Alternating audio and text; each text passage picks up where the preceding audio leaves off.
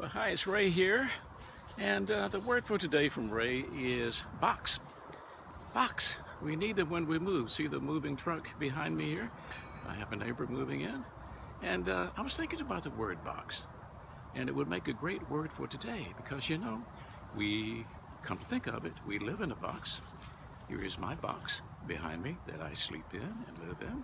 We drive a box to work, and when we get to work, we work in a box called the building, and we sometimes work in a cubicle, which is another box, and during the day we look at a box, a computer, and then we get in our car into another box and we use our cell phone, which is another form of a box.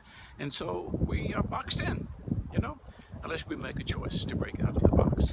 And they say when it comes to business and possibly to our personal life, if we can learn to think outside of the box, outside of the lines, draw our colors outside of the lines that society has defined for us or other people, some of us live in a box that somebody else has created for us.